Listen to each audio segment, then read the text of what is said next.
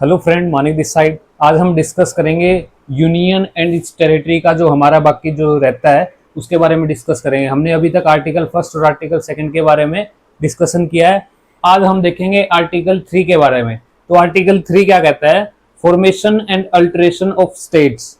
ठीक है, कि जो भारत में कोई भी नया राज्य बनाया जा सकता है, फॉर्मेशन की जा सकती है, और अल्टरेशन अल्टरेशन का मतलब उसमें बदलाव किया जा सकता है। तो कहने का मतलब ये है कि आर्टिकल 3 को कैसे याद रखोगे, क्या क्या किया जा सकता है इसमें? FIDAA।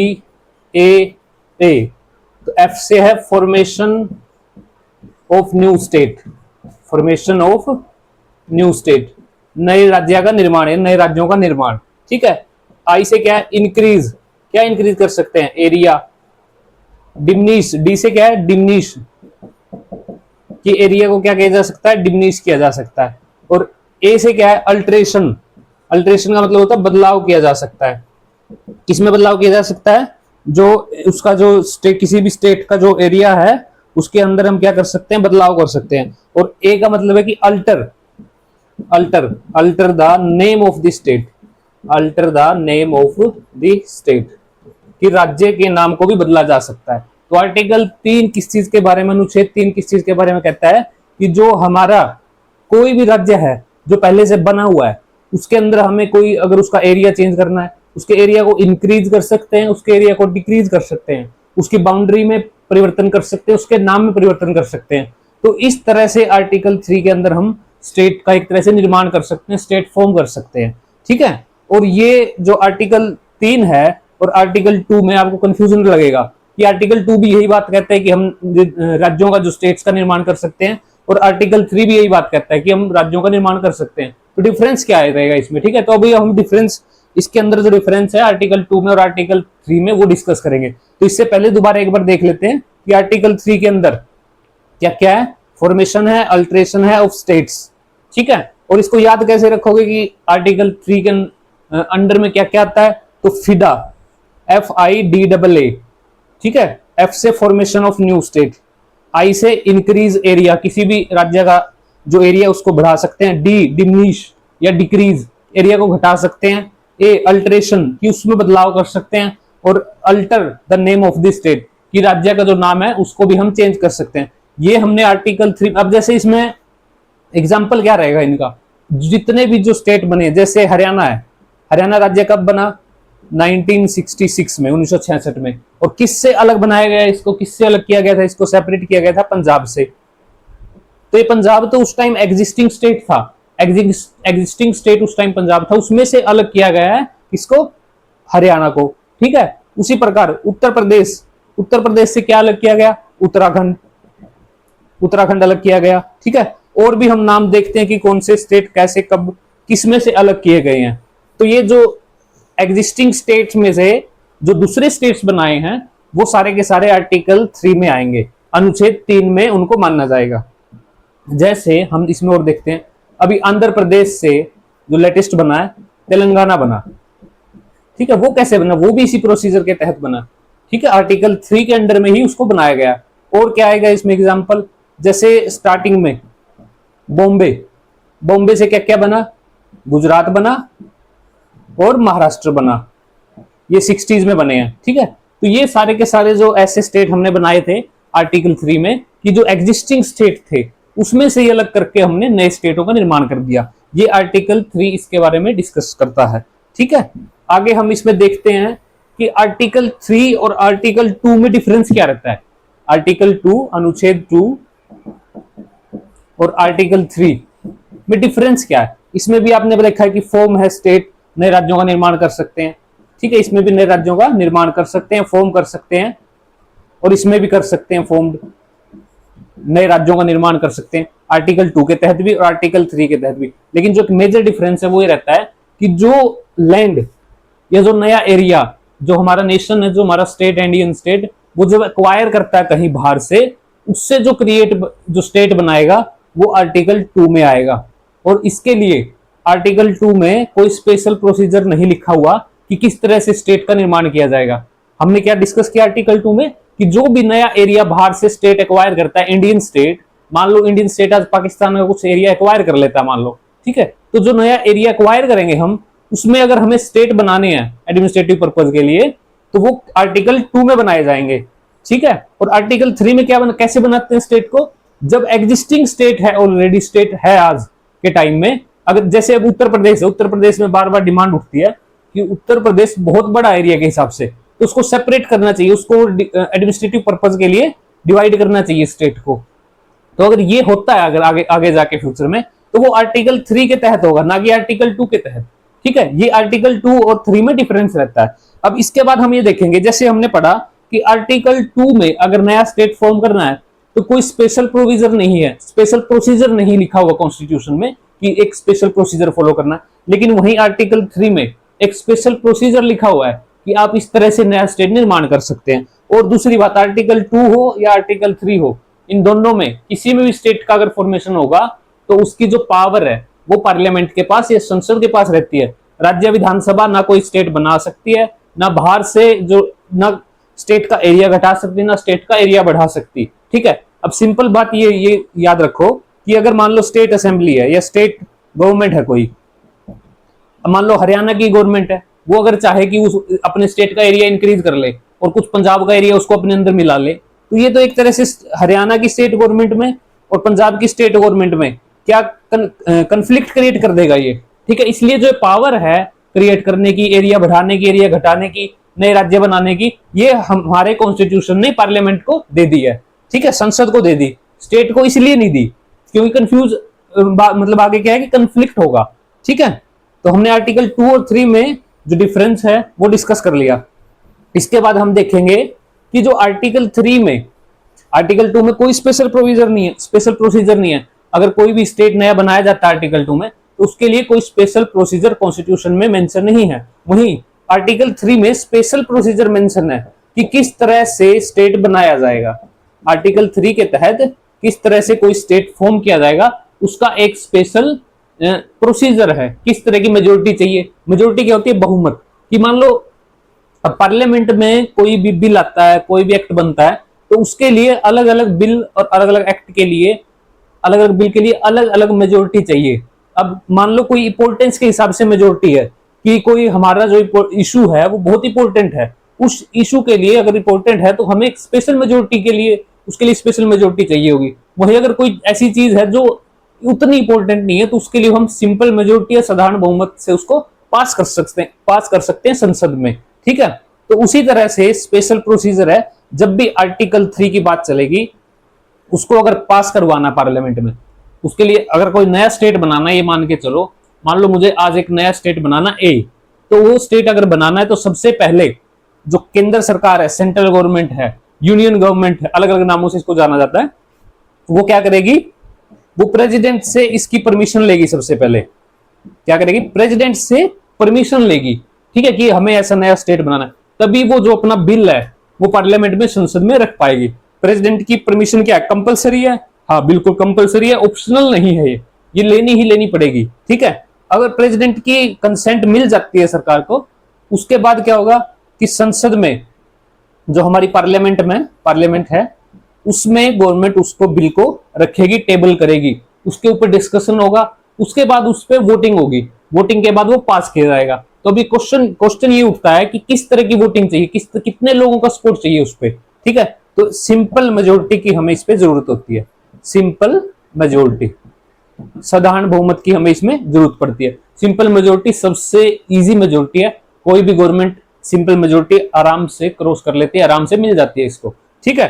तो सबसे पहले आर्टिकल 3 में कोई भी नया स्टेट बनता है, किसी नए स्टेट में एरिया चेंज होता है, बढ़ता है, घटता है, नाम चेंज होता है स्टेट का, तो सबसे पहले तो प्रेसिडेंट की क्या लेनी पड़ेगी, कंसेंट लेनी पड़ेगी, परमिशन लेनी पड़ेगी, और ये लेनी ही पड़ेगी, ऑप्शनल नहीं है ये। उसके बाद क्या करना पड़ेगा, पार्लियामेंट में पेश किया जाएगा, वो संसद में, उसके ऊपर वोटिंग होगी, और वोटिंग में क्या चाहिए, सिंपल मेजोरिटी है, साधारण बहुमत है, कोई ज्यादा वोट नहीं चाहिए, बहुत कम वोटों से वो पास हो जाएगा, ठीक है। उसके बाद मान लो कोई बिल आया जो कि हरियाणा के एरिया को बढ़ा रहा है, इंक्रीज कर रहा है, ठीक है। तो अब अगर हरियाणा के एरिया को इंक्रीज कर रहा है, कहीं ना कहीं स्टेट की इन्वॉल्वमेंट चाहिए इसमें, क्योंकि हमारा कॉन्स्टिट्यूशन फेडरल गवर्नमेंट है, या हमारा जो पॉलिटिकल स्ट्रक्चर है वो कैसा है, फेडरल है, एक तरह से संघवाद है, फेडरलिज्म को हम फॉलो करते हैं। अगर वो है तो हमारी जो स्टेट गवर्नमेंट है उसकी हमें कहीं ना कहीं एक तरह से कंसेंट चाहिए, या हम ये मान सकते हैं कि उसका भी एक तरह से विचार विमर्श उस बिल के ऊपर चाहिए। मान लो हरियाणा का अगर एरिया इंक्रीज करना है तो उसके ऊपर पार्लियामेंट हरियाणा का जो स्टेट गवर्नमेंट है उससे भी डिस्कशन करेगी, विचार विमर्श करेगी। ठीक है, जिस भी एरिया, मान लो ये तो हरियाणा का बोल दिया मैंने, मान लो तमिलनाडु का एरिया इंक्रीज करना है तो उसके ऊपर भी तमिलनाडु गवर्नमेंट जो है तमिलनाडु सरकार से डिस्कशन करेगी। कौन? यूनियन गवर्नमेंट, केंद्र सरकार। ठीक है, कि हम ऐसे ऐसे चेंज कर रहे हैं, तो वो उस पर अपना विचार मांगेगी एक तरह से। और जो ये विचार होता है, जो अपने एक तरह से जो व्यू देना है, उसको पॉइंट ऑफ व्यू देती है जो स्टेट गवर्नमेंट, वो सेंट्रल गवर्नमेंट के ऊपर लागू नहीं होता। ये एग्जाम में क्वेश्चन, ऐसे क्वेश्चन पूछे जाते हैं कि किस तरह की मेजोरिटी चाहिए, क्या प्रेसिडेंट की कंसेंट कंपलसरी है, क्या जो स्टेट असेंबली है वो जो अपना विचार रखेगी, जो अपना पॉइंट ऑफ व्यू देगी, क्या वो सेंट्रल गवर्नमेंट को मानना है, बाध्यकारी है उसके लिए, कंपलसरी है? तो ऐसा नहीं है, कोई बाध्यकारी नहीं है। अगर सेंट्रल गवर्नमेंट चाहे तो उसको ले सकती है, अगर ना चाहे तो उसको ना माने। ठीक है, और इसके लिए कोई टाइम पीरियड ऐसे कॉन्स्टिट्यूशन में दे नहीं रखा कि जो स्टेट असेंबली है उसको कितने दिन में इस पे अपना पॉइंट ऑफ व्यू देना है, लेकिन फिर भी एक सेंट्रल गवर्नमेंट डिसाइड करेगी कि इतने दिन में आप इस पे अपना विचार विमर्श रखो। ठीक है, उसके बाद आगे बढ़ती है। सिंपल मेजोरिटी उसमें हमें चाहिए पार्लियामेंट में।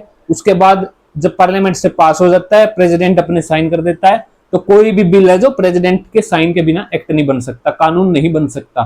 ठीक है, तो ये ऐसे जो स्पेशल प्रोसीजर है आर्टिकल 3 में, अनुच्छेद 3 में, कि कैसे एक स्टेट जो, और इसमें आर्टिकल 3 में हमने पढ़ा कि क्या क्या कर सकते हैं हम, फिदा, फिदा से याद रख लो इसको, कि फॉर्मेशन कर सकते हैं न्यू स्टेट का, एरिया इंक्रीज कर सकते हैं, डिक्रीज कर सकते हैं, अल्टर कर सकते हैं, नेम में अल्टर कर सकते हैं। ठीक है, ये सब चीजें अगर करनी है हमें आर्टिकल 3 में, तो हमें स्पेशल प्रोसीजर चाहिए, और ये स्पेशल प्रोसीजर कॉन्स्टिट्यूशन में लिखा हुआ है। और इसके लिए प्रेसिडेंट की सबसे पहले कंपलसरी कंसेंट एक तरह से चाहिए हमें, रिकमेंडेशन बोल लो इसको, रिकमेंडेशन चाहिए। उसके बाद हमें सिंपल मेजोरिटी से पास हो जाएगा। स्टेट गवर्नमेंट की है जो, वो भी एक तरह से विचार विमर्श रखा जाता है उसके लिए भी, लेकिन उसका जो विचार विमर्श है, उसका व्यू है जो, वो कंपलसरी नहीं है कि सेंट्रल गवर्नमेंट या यूनियन गवर्नमेंट उसको एक्सेप्ट करे। ठीक है, ये आर्टिकल 3 में हमने डिस्कस किया इतना। अब हम इसके बाद देखेंगे कि जो आर्टिकल 4 है कॉन्स्टिट्यूशन का, वो क्या कहता है। आर्टिकल 4 है जो कॉन्स्टिट्यूशन का, वो उसके बारे में डिस्कस करेंगे। तो आर्टिकल 4 में कुछ ज्यादा नहीं है। आर्टिकल 4 कहता है कि जो आर्टिकल 2 और 3 में, जो आर्टिकल 2 और 3 में जो लिखा हुआ है प्रोसीजर, उसकी जो पावर है, आर्टिकल 4 अनुच्छेद 4 क्या कहता है कि जो आर्टिकल 2 में और 3 में जो सारी चीजें लिखी हुई है, उसको फॉर्म करने की जो पावर है सारी, वो किसके पास है? पार्लियामेंट के पास, संसद के पास उसके सारी की सारी पावर है कि वो किसी स्टेट को बना सकती है, उसका एरिया इंक्रीज घटा। ठीक है, वो सारी चीजें हमने जो अभी तक डिस्कस किया आर्टिकल 2 में और 3 में, वो आर्टिकल 4 में किसके पास पावर है? पार्लियामेंट के पास। तो आर्टिकल 4 खुद कहता है कि संसद के पास पावर है, ना कि किसी भी स्टेट असेंबली के पास या किसी भी राज्य विधानसभा के पास इस मामले में कोई भी शक्ति, कोई भी पावर नहीं है। ठीक है, ये आर्टिकल 4 कहता है। और आर्टिकल 4 एक बात और कहता है कि जब भी हम आर्टिकल 2 और 3, जब भी हम आर्टिकल 2 और 3 में कुछ चेंज करेंगे, मेनली तो आर्टिकल जब हम 3 में कुछ चेंज करते हैं, कुछ बदलाव करते हैं, इसके साथ ही हमें शेड्यूल या अनुसूची, शेड्यूल या अनुसूची, अनुसूची 1 और 4 में भी चेंज करना पड़ेगा, बदलाव करना पड़ेगा। क्या पढ़ा हमने कि जब भी आर्टिकल 4 अनुच्छेद 4 कहता है कि जब भी अनुच्छेद 3 में हम कुछ चेंज करेंगे, पार्लियामेंट चेंज करेगी, तो हमें इसके साथ ही शेड्यूल 1, शेड्यूल 4 में हमें चेंज करना पड़ेगा। तो शेड्यूल क्या? अनुसूची। अनुसूची क्या होती है वो भी हम इसमें देखेंगे अभी। ठीक है, इसके बाद हम डिस्कस करेंगे अभी कि कई बार आप देखते होंगे कि ये आर्टिकल, जिसको हम अनुच्छेद बोलते हैं, आर्टिकल और शेड्यूल, जिसको हम अनुसूची बोलते हैं। ठीक है, इनमें डिफरेंस क्या है, क्यों इन दो चीजें कॉन्स्टिट्यूशन में लिखी गई है। देखिए, आर्टिकल जो होता है, आर्टिकल कोई भी आर्टिकल पढ़ो आप, उसमें जैसे हम फर्स्ट आर्टिकल पढ़ते हैं कि India that is Bharat, there shall be union of states, कि जो इंडिया है वो भारत है और यहाँ पे जो यूनियन ऑफ स्टेट होंगी, ये आर्टिकल फर्स्ट ऐसे बात करेगा। Article first to the point, article first नहीं, अनुच्छेद जितने भी आर्टिकल है, अनुच्छेद वो टू द पॉइंट बात करेंगे, और वहीं शेड्यूल जो अनुसूची है उसी बात को एक्सप्लेन करेगी, बहुत ब्रॉडली उसके बारे में लिखेगी। मान लो हमने आर्टिकल फर्स्ट में देखा कि जो भारत है उसकी में यूनियन होंगी, मतलब जो उसके अंदर क्या होगा, एक मिनट सॉरी है, उसके अंदर स्टेट्स होंगे, राज्य होंगे, यूनियन टेरिटरी होंगी, और जो एरिया एक्वायर किया है वो होगा। ये आर्टिकल फर्स्ट कहता है ऐसी बात, ठीक है।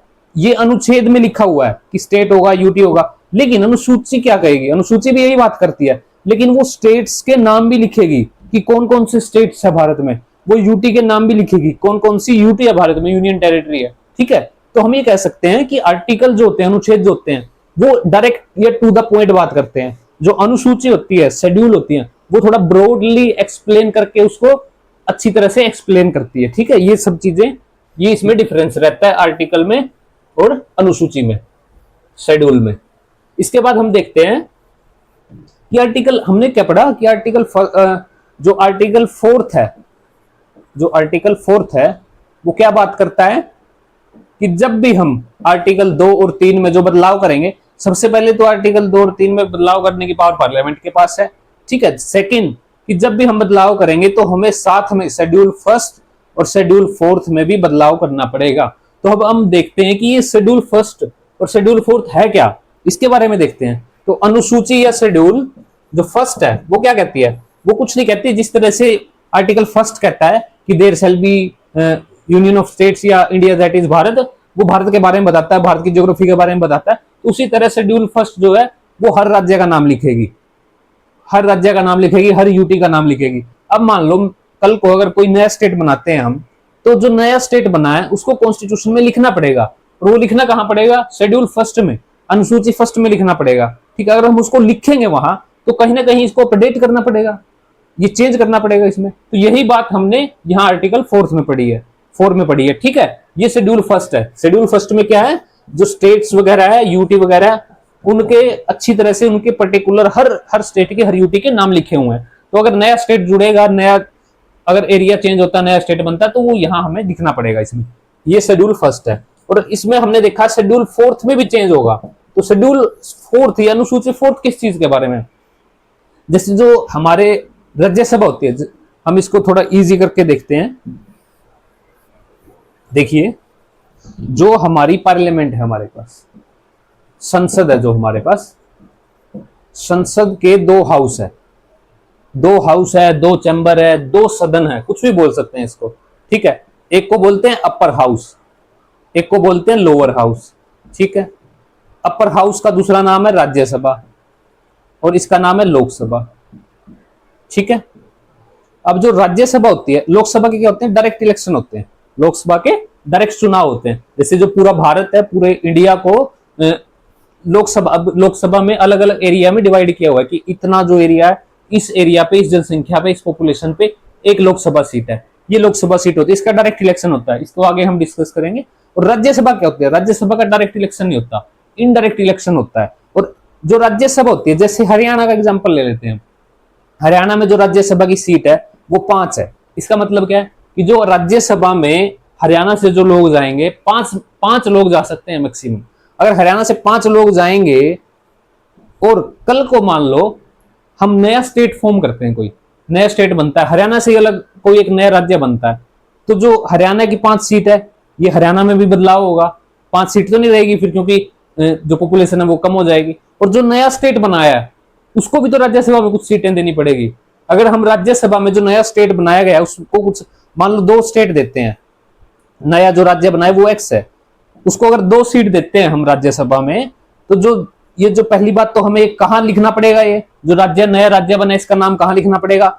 अनुसूची शेड्यूल फर्स्ट में लिखना पड़ेगा, ठीक है। अब हम इसको कितनी सीटें देंगे राज्यसभा में? 2 सीटें देंगे, तो ये हमें कहां लिखना पड़ेगा? शेड्यूल फोर्थ में, ये लिखना पड़ेगा हमें शेड्यूल फोर्थ में, ठीक है। ये हमने देखा कि किस तरह से जो आर्टिकल 4 है, अनुच्छेद 4 है, वो आर्टिकल 2 और 3 की बात करता है, और पावर जो देता है, पार्लियामेंट को पावर देता है। और जब भी पार्लियामेंट आर्टिकल 3 में चेंज करेगी तो साथ में उसको शेड्यूल फर्स्ट और शेड्यूल फोर्थ में चेंज करना पड़ेगा। और ये हमने फिर ये देखा कि शेड्यूल फर्स्ट और शेड्यूल फोर्थ क्या है। तो हमने देखा कि शेड्यूल फर्स्ट क्या होती है, इसमें नाम लिखे होते हैं स्टेट्स के, यूटी के। और शेड्यूल फोर्थ में हमने क्या देखा कि जो राज्य होते हैं, राज्य को कितनी राज्यसभा सीटें मिली हुई हैं, जो राज्य हमारे जो स्टेट है उनको कितनी राज्यसभा सीटें मिली हुई हैं, कितने मेंबर उस स्टेट के राज्यसभा में, सेंटर में जाएंगे, पार्लियामेंट में जाके बैठेंगे, तो वो भी हमें उसमें चेंज करना पड़ेगा अगर कोई नया राज्य बनता है तो, ठीक है। ये हमने अभी तक जो डिस्कस किया है, जो हमारा जो टॉपिक चला हुआ है यूनियन एंड इट्स टेरिटरी, इसमें हमने आर्टिकल 1 से लेके आर्टिकल 4 के बारे में डिस्कस किया। ये हम अब कंक्लूड कर देते हैं इसको, ठीक है। तो हमने सबसे पहले देखा कि आर्टिकल फर्स्ट क्या है। तो आर्टिकल फर्स्ट में 2-3 चीजें थी कि जो इंडिया है हमारा, उसका ऑफिशियल या कॉन्स्टिट्यूशन नाम क्या है। तो 2 नाम है इंडिया के, इंडिया और दूसरा क्या है, भारत, ठीक है। आगे देखा हमने India that is Bharat shell be union of state, shell be union of state. उसके बाद हमने इसमें डिस्कस किया था कि यूनियन ऑफ स्टेट क्या होता है और फेडरेशन ऑफ स्टेट क्या होता है और इनमें डिफरेंस क्या है, ये डिस्कस किया था, ठीक है।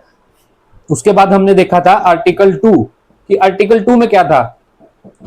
आर्टिकल 2 में जो था, नए राज्य का निर्माण किया जा सकता है, एडमिशन किया जा सकता है नए राज्य का, और क्या किया जा सकता है, फॉर्मेशन की जा सकती है। लेकिन कौन से राज्य, वो राज्य है जो एग्जिस्ट नहीं करते, ऑलरेडी नहीं है। वो कोई नई अगर लैंड एक्वायर करता है इंडिया, पाकिस्तान पे कब्जा कर लेता है, अफगानिस्तान पे कर लेता है, कहीं भी ये कोई लैंड खरीद लेता है।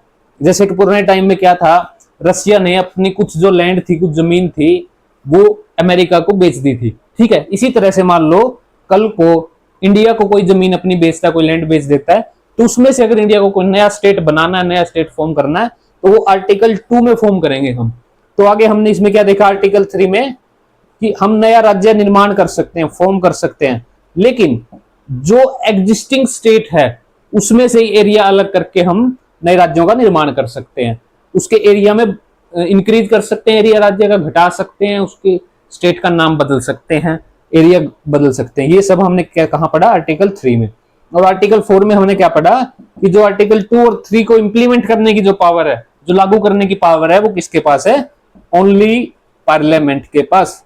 स्टेट असेंबली का इसमें कोई रोल नहीं है, ठीक है। और साथ में हमने आर्टिकल 4 में और क्या पढ़ा कि जो आर्टिकल 4 जब हम इंप्लीमेंट करेंगे या आर्टिकल 3 को जो हम चेंज करेंगे, तो उसमें क्या क्या हमें शेड्यूल 1 और शेड्यूल 4 में भी बदलाव करना पड़ेगा, ये हमने पढ़ा। और आर्टिकल 3 में हमने क्या पढ़ा था कि स्पेशल प्रोसीजर है, कॉन्स्टिट्यूशन में लिखा हुआ ये स्पेशल प्रोसीजर है जब भी हम आर्टिकल 3 को इंप्लीमेंट करेंगे, कि क्या क्या है। सबसे पहले प्रेसिडेंट की कंसेंट चाहिए हमें, वो मैंडेटरी है, उसके बिना हम रिकमेंडेशन मान लो, उसके बिना हम कोई भी बिल जो है इस चीज से रिलेटेड आर्टिकल 3 से, वो पार्लियामेंट में पेश नहीं कर सकते, ठीक है। उसके बाद हमें इसमें सिंपल मेजोरिटी चाहिएगी, सिंपल मेजोरिटी, ठीक है। उसके बाद हमने क्या देखा था इसमें कि जो स्टेट असेंबली है, राज्य विधानसभा होती है, उनसे विचार किया जाएगा, डिस्कशन किया जाएगा, लेकिन उनका जो पॉइंट ऑफ व्यू है वो कंपलसरी नहीं है, वो मैंडेटरी नहीं है, वो एक तरह से बाध्यकारी नहीं है यूनियन गवर्नमेंट के पास कि यूनियन गवर्नमेंट उसको मानने की नहीं मानने, उसकी वो मर्जी होती है, ठीक है। ये हमने सब आज डिस्कस किया है आर्टिकल 1 से लेके आर्टिकल 4 के बारे में। ये जो हमारा टॉपिक था यूनियन एंड इट्स टेरिटरी, ये आज कंप्लीट होता है। अभी हम इसमें ये देख लेते हैं, कंप्लीट नहीं होता सॉरी, ये इसमें थोड़ा सा और रहता है। ये रहता है कि जब हम भारत आजाद हो गया 1947 में, उसके बाद जो हमने स्टेट फॉर्म का जो प्रोसेस या स्टेट जो रीऑर्गेनाइजेशन का, पुनर्गठन का, जो राज्यों का पुनर्गठन का जो प्रोसेस चला, उसके बारे में देखेंगे हम। इसमें क्या आएगा कि कौन कौन से कमीशन बने थे और किस तरह से कॉन्स्टिट्यूशन के जो लोग थे, कॉन्स्टिट्यूशन असेंबली के जो लोग थे उस टाइम, या जो सेंट्रल गवर्नमेंट थी उस टाइम, वो क्या चाहती थी कि स्टेट को किस आधार पे बनाया जाए, स्टेट बनाने का बेसिस क्या हो, लैंग्वेज हो, रिलीजन हो, या कोई और बेसिस हो, वो सब डिस्कस आगे हम करेंगे, ठीक है। अभी तक जो हमने डिस्कस किया उसमें से जो क्वेश्चन आते हैं वो क्या आते हैं, वो आर्टिकल 3 से रिलेटेड आते हैं। एक तो सबसे पहले आर्टिकल 3 को याद रखना फिदा से, ठीक है। उसके बाद दूसरा क्या आता है इसमें, जो स्पेशल प्रोसीजर है जो इसमें चेंज करने का, वो क्या था, प्रेसिडेंट की कंसेंट, क्या कंपलसरी है, बिल्कुल हाँ कंपलसरी है। उसके बाद क्या था इसमें, मेजोरिटी किस तरह की चाहिए, सिंपल मेजोरिटी, साधारण बहुमत चाहिए, ठीक है। तीसरी बात क्या थी इसमें कि जो राज्य का पॉइंट ऑफ व्यू होगा स्टेट असेंबली का, जो भी कंसर्न्ड स्टेट असेंबली होगी, कि जिस भी राज्य में हम चेंज कर रहे हैं, अगर उसकी स्टेट असेंबली से हम डिस्कशन करेंगे, पॉइंट ऑफ व्यू लेंगे उसका, लेकिन जो पॉइंट ऑफ व्यू देगी वो सेंट्रल गवर्नमेंट के ऊपर कंपलसरी नहीं है, बाध्यकारी नहीं है। तीसरी चीज हमने ये पढ़ी थी, ठीक है। ये एग्जाम से रिलेटेड जो एग्जाम में इसमें से क्वेश्चन बनता है, कोई भी एग्जाम हो, ठीक है। आज के लिए इतना ही।